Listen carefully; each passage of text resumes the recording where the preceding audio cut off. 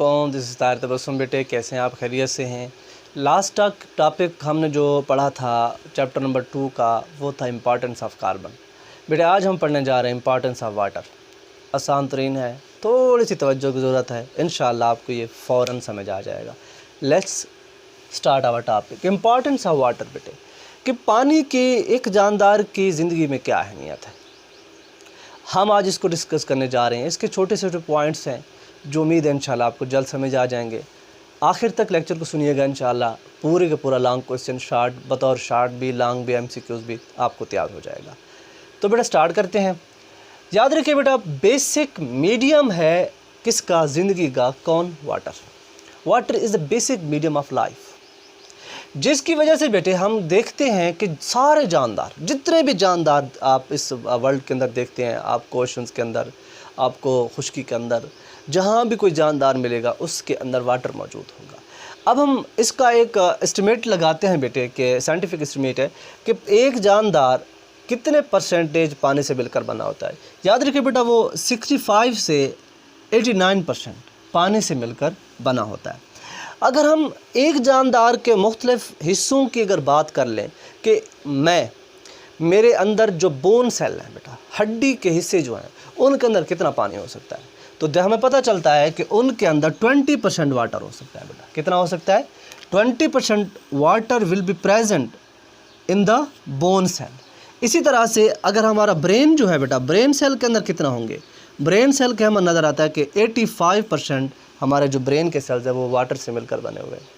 अगर इसी चीज़ को हम कंटिन्यू करें, फिर हमें पता चलता है कि जितने भी रिएक्शंस हैं बेटा, उनको इक्वेटिक इन्वायरमेंट चाहिए अपने आप को डन करने के लिए, अपने आप को अकर्ड करने के लिए। किसी भी जानदार के जिस्म में अगर कोई केमिकल रिएक्शन होगा तो बेटा वो एक्वस इन्वायरमेंट के अंदर होगा। इसीलिए कहा जाता है बेटे, all type of reaction would takes place in aqueous medium. इसी के साथ साथ अगर हम बात कर दें हाइड्रोलिसिस की, हाइड्रोलिसिस कौन सा प्रोसेस है बेटे? हाइड्रोलिसिस वो प्रोसेस है जिसके अंदर माइक्रोमॉलिक्यूल्स को पानी के एडिशन के साथ, पानी का एडिशन करके तोड़ा जाता है, वो प्रोसेस कहलाएगा हाइड्रोलिसिस। अब कह सकते हैं बेटा, break down of micromolecule with addition of water would be called as hydrolysis. अब इसके साथ कि बेटा पानी हम फोटोसिंथेसिस के अंदर बतौर रॉ मटेरियल होते हुए यूज, जब फोटोसिंथेसिस हो रहा है, कार्बन डाइऑक्साइड के साथ वाटर का जब एडिशन होता है बेटा, रिएक्शन होता है बतौर रॉ मटेरियल, जिसको हम खाम माल के तौर पर कहते हैं बेटा, ग्लूकोज बनती है। तो वाटर ग्लूकोज यानी खुराक बनाने के अमल के अंदर भी ज़रूरी होता है। डिटेल हमने थोड़ी सी पढ़ी इंपॉर्टेंस ऑफ वाटर। फिर हम आ जाते हैं प्रॉपर्टीज़ ऑफ वाटर, कि पानी की खसूसियात क्या है बेटा। पानी की बहुत ज़्यादा खसूसियात है जिनको एक लेक्चर के अंदर बेटा नहीं समाया जा सकता। फिर हम देखते हैं कि पानी पोलर मॉलिक्यूल है बेटा। क्या है? Polar molecule. क्या माने इसका भाई? ऐसा मॉलिक्यूल जिसके अंदर नेगेटिव और पॉजिटिव चार्जेस हो, नेगेटिव और पॉजिटिव चार्जेस की वजह से अट्रैक्शन हो बिटवीन द मॉलिक्यूल, वो पोलर कहलाएगा। अब इसी तरह से अगर हम बात करें कि पानी को पोलर मॉलिक्यूल होने की वजह से ही सॉल्वेंट के तौर पर इस्तेमाल किया जाता है। अगर हम एक कंटेनर लें, उसके अंदर पानी फिल कर दें और उसके अंदर हम मुख्तलिफ आयनिक और नॉन आयनिक या पोलर सॉल्वेंट्स को, पोलर मॉलिक्यूल्स को डाल दें, तो हमें क्या चीज़ नज़र आती है? अगर हम बात करते हैं आयनिक कंपाउंड की, आयनिक सब्सटेंसेस की बेटा, मिसाल देते हैं सोडियम क्लोराइड की। अब इस सोडियम क्लोराइड को अगर हम पानी के अंदर डिज़ोल्व कर दें तो ये डिसोसिएट हो जाएगा, टूट जाएगा सोडियम क्लोराइड। किस चीज़ में भाई? क्लोराइड आयन और सोडियम आयन के अंदर। अब इसी के बरअक्स हम अगर डालें नॉन आयनिक या पोलर मॉलिक्यूल्स, यानी कि फ़ैट, प्रोटीन, सेलुलोज, ये चीज़ें पानी के अंदर डाल दें, तो ये बजाय डिज़ोल्व होने के डिस्पर्स हो जाएंगे, पानी के ऊपर तैरने लगेंगे। अब इसी वजह से हम मिसाल दे देते हैं कि जो फ़ैट है, इस फ़ैट को माइक्रो मॉलिक्यूल हमारे पास, इसको मुख्तलिफ सेल्स की मेम्ब्रेन बनाने के लिए नेचर ने फिट कर दिया। अब वो मेम्ब्रेन जब बनेंगी तो एक बाउंड्री लाइन बनेगी। अब वो बाउंड्री लाइन आप देख सकते हैं कि एक सेल है, ये भी एक सेल है, ये भी एक सेल है। अब सेल की जो मेम्ब्रेन दरमियान में आपको नज़र आ रही हैं, ये मोस्टली प्रोटीन और फैट से मिलकर बनी होती हैं। अब इसकी जो लेबर है, इसका जो वर्क है, वो भी कह सकते हैं डिफरेंट है बेटे। तो ये जस्ट हमने क्या पढ़ी हैं? प्रॉपर्टीज़। अब ये जो एक्वस मीडियम के अंदर ही बेटा, एक्वस मीडियम के अंदर ही एंजाइम वर्क करेगा। सिमिलरली कि वाटरी इन्वायरमेंट होगा, उस इन्वायरमेंट के अंदर एंजाइम को अपने आप को एग्जिस्ट करने का मौका मिलेगा और वही एंजाइम आपके मेटाबॉलिक एक्टिविटीज़ को कैरी आउट करेगा। वही एंजाइम आपका एक्वस मीडियम रिक्वायर कर रहा है। अब इसी एक्वस मीडियम की वजह से बेटे हम कहते हैं कि इसके अंदर पानी की इन्वॉल्वेशन है। पानी होगा तो हम उसको एक्वस मीडियम कह रहे हैं ना बेटे। तो पानी की एक खसूसियात, एक प्रॉपर्टी ये भी हो जाती है। हमारे पास जो नेक्स्ट टॉपिक है वो है हीट कैपेसिटी। Heat capacity. अब इस हीट कैपेसिटी को बेटा अगर हम अंडरस्टैंड करना चाहें, लफ्ज़ बता रहे हैं कि वाटर के अंदर, पानी के अंदर हीट को एब्जॉर्ब करने की सलाहियत, the ability to absorb heat. For example ये मैं वाटर का एक कंटेनर बनाता हूँ बेटे, इसके अंदर हमने वाटर को फिल कर दिया है। अब ये वाटर कितनी हीट कैपेसिटी शो करेगा, हम इसको डिफाइन किस तरह करेंगे। अब हम बताते हैं कि amount of calories required to raise the temperature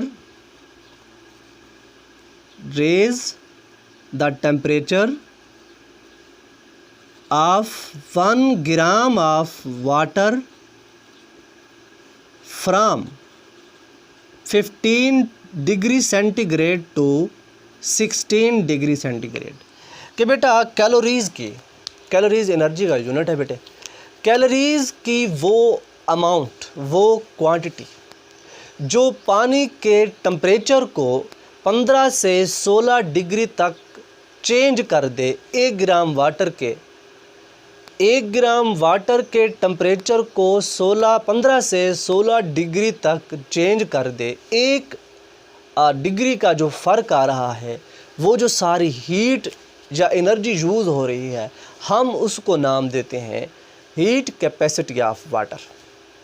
heat capacity of water बेटा ये बहुत इम्पॉर्टेंट है। हमारी लाइफ के अंदर हीट कैपेसिटी का बहुत बड़ा रोल है। किसकी? वाटर की हीट कैपेसिटी का।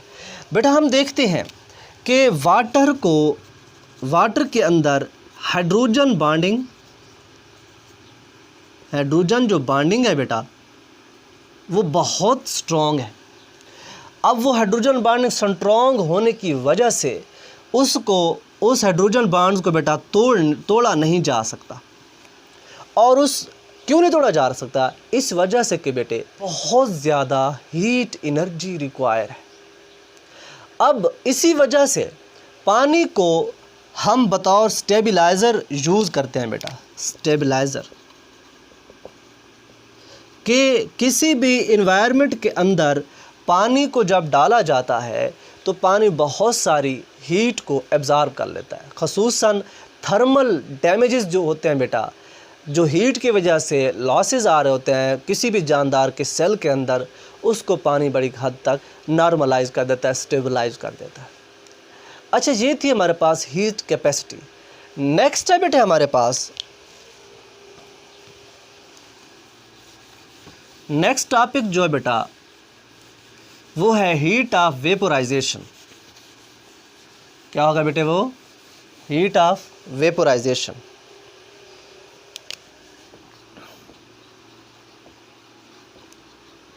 Heat of vaporisation. हम यहाँ पर हीट ऑफ वेपोराइजेशन में क्या पढ़ते हैं? याद रखिए बेटा, the process in which water is change into gaseous form. ऐसा अमल जिसके अंदर पानी को गैसियस फॉर्म में तब्दील किया जाता है बेटा, वो अमल वेपोराइजेशन कहलाता है।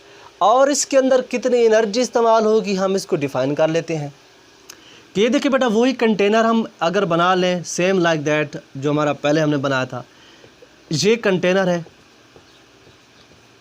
इसको हमने बर्नर के ज़रिए क्या किया? हीट अप किया। जो ही हीट अप होगा बेटा, इससे वेपर बनेंगे। ये क्या होंगे बेटा? वेपर किस चीज़ के हैं? याद रखिए ये वेपर वाटर के हैं।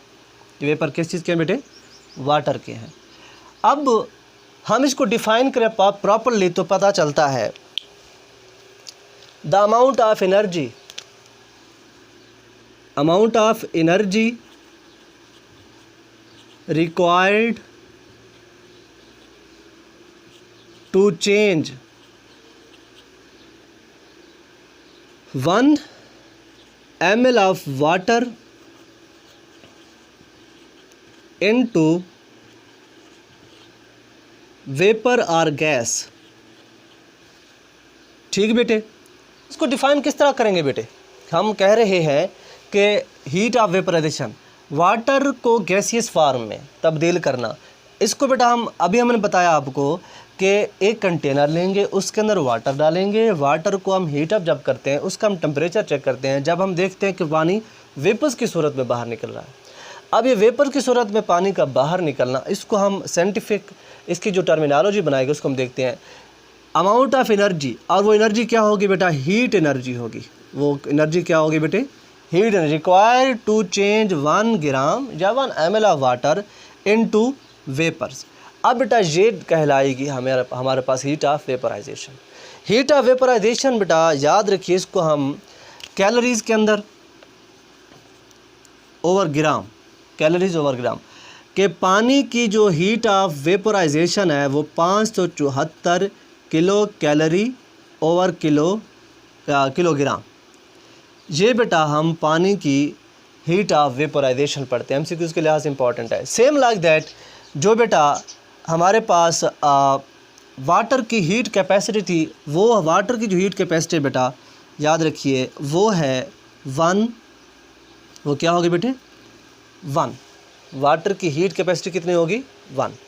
सो इसी तरह से जब हम देखते हैं इसकी इम्पॉर्टेंस देख लेते हैं बेटा हीट ऑफ वेपराइजेशन की, तो बहुत सारे एनिमल्स, प्लांट्स बेटा वेपराइजेशन का प्रोसेस इस्तेमाल करते हैं। मिसाल के तौर पर ट्रांसपायरेशन प्लांट्स के अंदर कौन सा प्रोसेस बेटे? ट्रांसपायरेशन के पानी का पौधे के एरियल पार्ट से, मतलब लीव से पानी का किस माहौल के अंदर आ जाना, इसी इन्वायरमेंट के अंदर आ जाना, वो हमारे पास क्या होगी? ट्रांसपायरेशन होगी। ट्रांसपायरेशन के अंदर ही बेटा कूलिंग इफेक्ट पैदा होता है।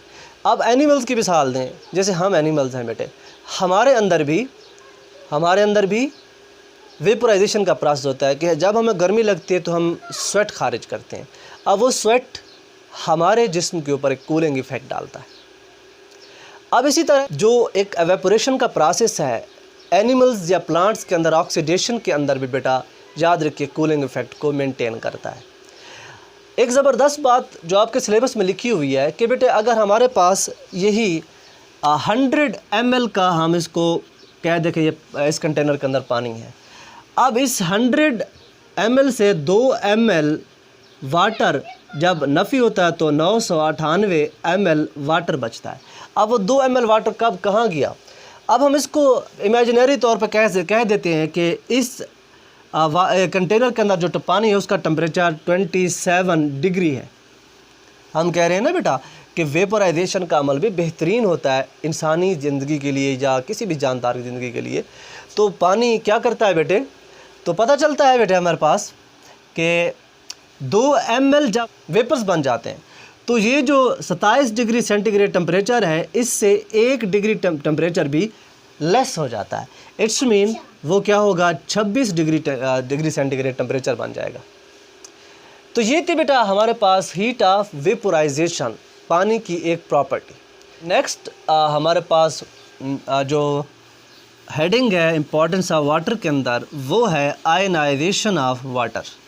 Ionisation of water. अब हम आयोनाइजेशन ऑफ वाटर के अंदर जब पढ़ते हैं पानी का आयोनाइज हो जाना, आयोनाइजेशन ऑफ वाटर के याद रखिए बेटे पानी आयंस की सूरत में तब्दील हो जाता है। देखें किस तरह से, ये वाटर मॉलिक्यूल बेटे, वाटर मालिक्यूल हाइड्रोजन आयन और हाइड्रोक्सल आयन के अंदर तब्दील हो जाता है। बेटे ये जो साइन है ये रिवर्सिबल का साइन है। रिवर्सिबल का मानी कि ये हाइड्रोक्सल आयन और हाइड्रोजन आयन जब कंबाइन होंगे तो वाटर को बना देंगे। जब वाटर को बेटा हीट के ज़रिए a bulk amount of heat energy is required to dissociate water molecule and to form its ion. तो बेटे बहुत ज़्यादा एनर्जी में जब पानी को तोड़ा जाता है तो वो आयन्स बन जाते हैं। अब बेटे ये एक रिवर्सिबल प्रोसेस हमने कहा है। फिर 25 डिग्री सेंटीग्रेड के ऊपर बेटा याद रखिए जो हाइड्रोजन और हाइड्रोक्सल आयन की जो कंसंट्रेशन होगी बेटा, कंसंट्रेशन वो 1 लीटर के अंदर हाइड्रोजन और हाइड्रोक्सल आयन की जो कंसंट्रेशन अगर हम मोल के अंदर फाइंड आउट करें तो बेटा वो 10⁻⁻7 पर लीटर होगी। और याद रखिए यही हाइड्रोक्सल और हाइड्रोजन आयन बहुत सारे केमिकल रिएक्शन के अंदर टेक पार्ट भी करते हैं, अलग-अलग होगा।